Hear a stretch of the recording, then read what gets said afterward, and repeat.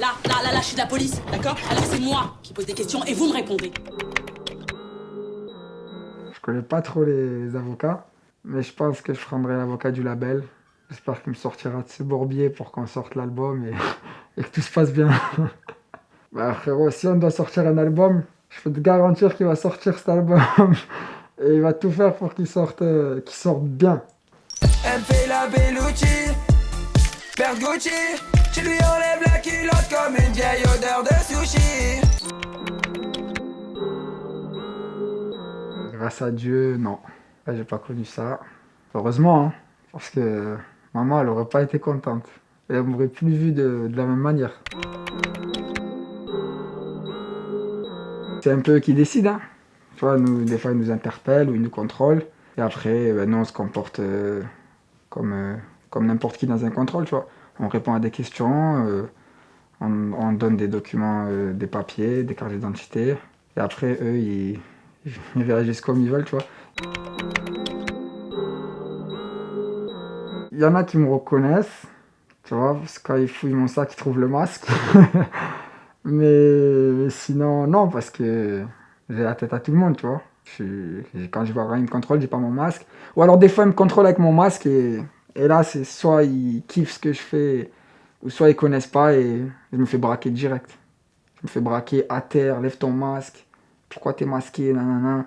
Ils sont arrivés, frérot, je me suis braqué par quatre condés. 1, 2, 3, 4. J'étais dans la voiture masqué en plein tournage.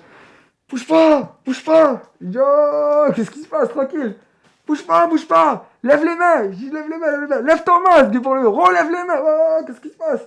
Je dis qu'est-ce qui se passe tout? C'est quoi ça et tout? Je dis, oh, tranquille et tout. Et les voisins, ils ont appelé la police. Ils ont dit, oh, il y a des mecs en bas avec des masques dans des voitures. Je sais pas ce qu'ils font.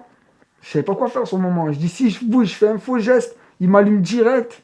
Ils croient que c'est un attentat ou ils croient, je sais pas ce que je fais. J'ai fait un braquage, je suis armé, je suis fou. Et de là, on leur a expliqué, au calme, tranquille. Ouais, mais dissimulation du visage en lieu public, c'est interdit. Qu'est-ce que vous faites? Vous croyez où? Il m'a dit, oh, tu aurais fait un faux geste, t'en aurais mis une dans la pastèque. J'ai dit, yo, j'ai dit, frérot, mais j'ai rien fait. Je suis en train de faire un clip. Je veux juste m'en sortir, je fais mon taf. Et c'était chaud ce jour-là. Et moi, je te jure, je voyais le trou des canons, là et là. Les deux, je les voyais pas bien, mais lui qui était à droite et lui qui était à gauche, frérot, je voyais les deux trous. J'ai dit, tant que je vois le trou, c'est que c'est bon, ils m'ont pas encore tiré dessus, tu vois. Les caméramans, ils ont pété les plombs. À terre et tout. C'était chaud ce jour-là. C'est un tournage qui a basculé dans le réel. Hein. Je dis, oh, c'était chaud. Ouais, pour la tranquillité. T'as capté, je fais de la musique, je mets mon masque. Dès que je retourne à ma petite vie avec tout le monde, j'enlève mon masque. Sur le premier clip, quand on a mis le masque, c'est parce que je voulais même pas clipper, t'as vu? Genre, on était même pas dans l'optique de rapper et tout. C'était juste, tu sais, quand les potes ils te chauffent, va au studio. On a fait un son qui tue. Et on a dit, allez, on le clip pour rigoler, on l'a clippé. On a mis le masque. Et tout ça, les gens, ils reconnaissent pas dans la rue, on est tranquille et tout. Et ils commencent pas à, tu sais, les clashs, les trucs, les ci. Et après, voilà. Et on était en plein tournage, c'était le premier clip. C'est facile de faire, mais c'est dur d'assumer. Taper la coque, faut le faire avant de devenir enrhumé. Et arrivé au milieu du tournage, j'avais une migraine de fou, je tenais plus debout. Et de là, je tenais tellement plus debout, j'ai enlevé le masque, j'ai donné à un pote, j'ai dit frérot, on a pris un gars qui avait le même gabarit que moi, t'as vu? On a mis un t-shirt TK, je dit frérot, je mets le masque, tourne à ma place. Il y a un poteau, il est Uber, il s'est garé, je suis rentré dans le Uber, j'ai dormi 2 petites heures. Même ceux du quartier, ils n'avaient pas capté. Vraiment personne. Après attention, on n'avait pas de HD ou de 4K. Ça veut dire, le flux, c'était pas assez net pour que tu vois la différence.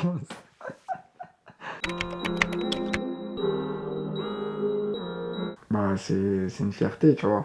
À Marseille, c'est le Barça. T'as capté, Doré de Platine, c'est le Barça chez nous. Et en fait, il y a tellement peu d'artistes signés dessus. Et genre, c'était un truc inaccessible de signer avec le Barça, tu vois. C'est du au calme, on va commencer tranquille, petit club. Et franchement, c'était une fierté de fou.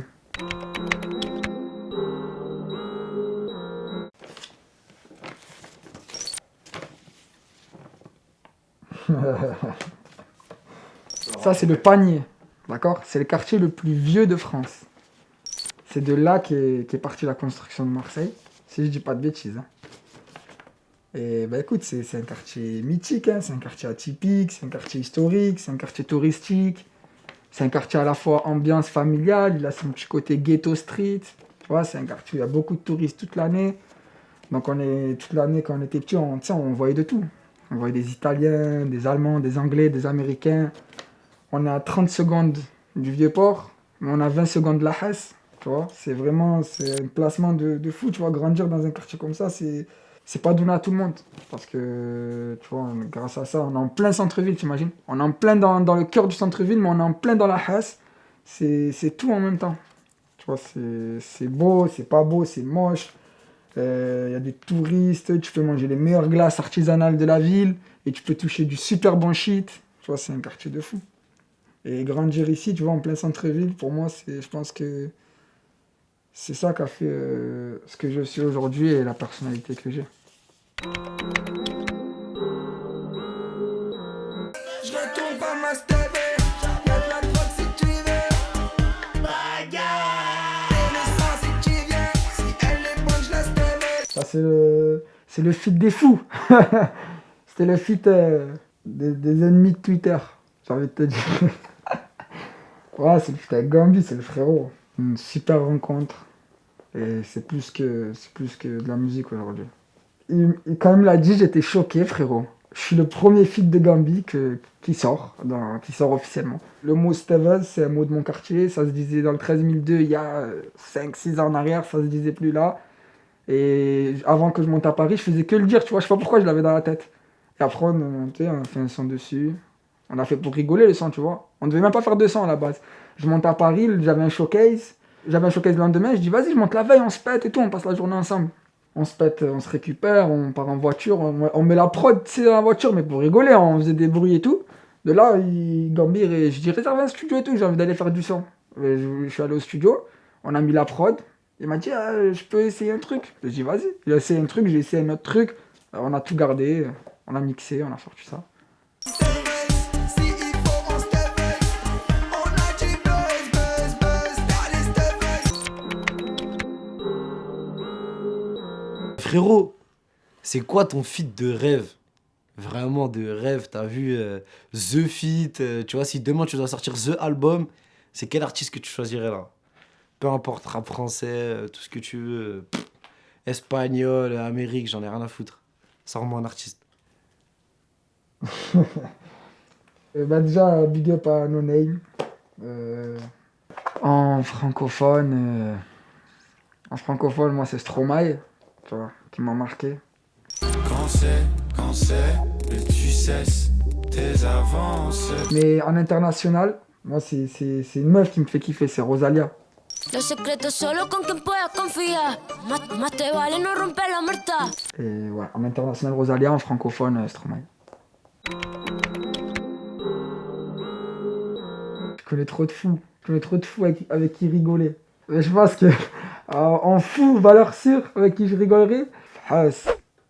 Non, Hass, je rigole avec lui, tu sais. Je rigole. Jamais négatif. Je pense pas qu'il peut cabrer. Je te fais confiance là, Moumou. Fais gaffe. Ouais, Hass, je pense Hass. Une petite jab avec Hass comme ça. Un morceau que j'ai fait tirer dans le petit MP3 Philips avec la petite pile. Quand il marchait plus, on mordait la pile pour remettre du jus dans la pile. California Love.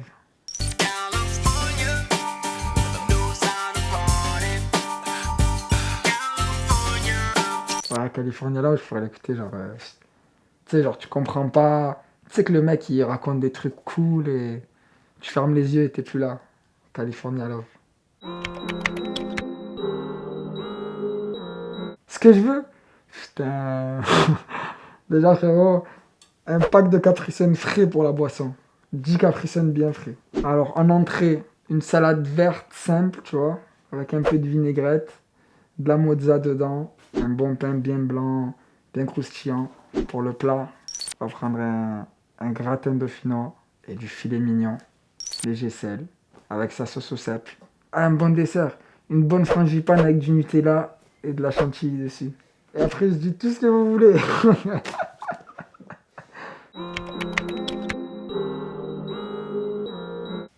Non.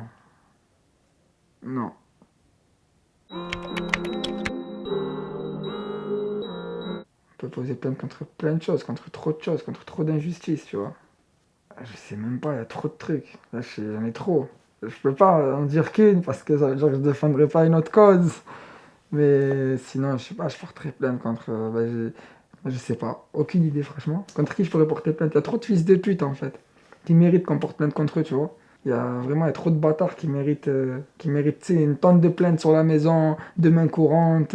Sinon, moi, directement, je sais pas qui cibler, tu vois. J'ai pas la lunette assez nette pour cibler c'est qui le plus gros fils de pute de tous les fils de pute que vous êtes.